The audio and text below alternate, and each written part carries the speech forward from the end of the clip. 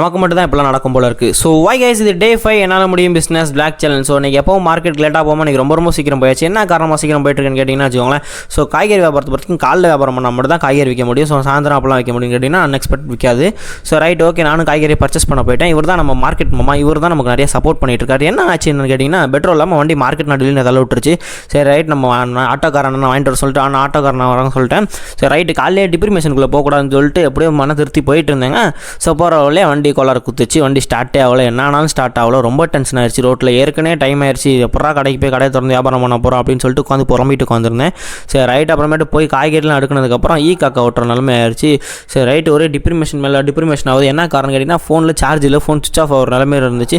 So அந்த மாடு தொல்லை ரொம்ப டிஸ்டர்பன்ஸ் பண்ண ஆரம்பிச்சிருச்சு நம்மளை. சரி ரைட்டு, செருப்பையும் காணும் உன்னையும் காணும். சரி ரைட் அப்படின்னு பார்த்தா ஃபோன் சுவிச் ஆஃபும் ஆயிடுச்சு. சரி ரைட், நம்மளும் சாப்பிட்டு கிஃப்ட் ரெஸ்ட் எடுத்துகிட்டு வருமானு போயிட்டேன். ஸோ அந்த செருப்பு இல்லாமல் அந்த காலையில் நம்ம நடக்க வச்சது ரொம்ப கடுப்பாயிருச்சுங்க. சரி ரைட்டு, ஓகே, நீங்கள் என்ன கேட்டிங்கன்னா ஏன் ப்ரோ நீங்கள் அந்த இது எக்ஸ்பிளைன் பண்ணல, வீடியோ வரல, ஏன் ப்ரோ நீங்கள் ப்ராஃபிட் சொல்லணும்னு கேட்குறீங்க. ஸோ கண்டிப்பாக நான் ப்ராஃபிட் போகிறேன். அதுக்கு நீங்கள் இந்த வீடியோக்கு ஒரு 500 லைக்ஸும் ஒரு 500 கமெண்ட்ஸும் நீங்கள் ஒரே மாதிரி போடுங்க. கண்டிப்பாக நான் நெக்ஸ்ட் டீட்டெயிலாக எக்ஸ்பிளைன் பண்ணி நான் போகிறேன்.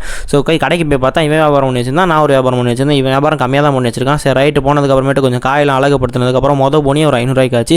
ஸோ ஒரே ஹாப்பி மூமெண்ட் ஆயிடுச்சு. ஸோ அதுக்கப்புறமேட்டு ஒரு கஸ்டமராக வந்துகிட்டு இருந்தாங்க. ஸோ சேல்ஸும் நல்லா தான் போயிட்டு இருந்துச்சு. அப்புறம் இந்த சின்ட்ராஸ் சும்மாவே இருந்தான். சரி ரைட், விசிட்டிங் கார்டை கொடுத்து போய் பக்கத்தில் இருக்க கடைகளுக்கு கொடுத்துருவான்னு சொல்லி அனுப்பிச்சு விட்டேன். இவனும் டாட்டா சொல்லிட்டு ஜாலியாக போயிட்டான். ஸோ நாளைக்கு நீங்கள் இந்த மாதிரி கமெண்ட் பண்ணுங்கள், கண்டிப்பாக நான் எக்ஸ்பிளைன் வீடியோ கண்டிப்பாக நான் போட்டுட்டு இருக்கேன். ஸோ அதுக்கப்புறம் ஈவினிங் சேல்ஸ் சூப்பராக இருந்துச்சு. அதுக்கப்புறம் ஸ்டாக் வர ஆரம்பிச்சு. போய் ஸ்டாக்லாம் இறக்கி போட்டு செக் பண்ணிட்டு இருந்தேன், என்னென்ன ஸ்டாக் எவ்வளோ நான் விலை வைக்கலான்னு.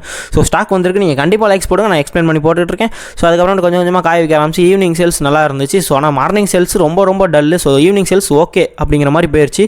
சரி ரைட், நானும் கடையை எடுத்து வச்சு கிளம்பிட்டேன். இந்த மாதிரி பிஸ்னஸ் பிளாக் பார்க்க போனால் ஸ்டேட்டினாருங்க. So by.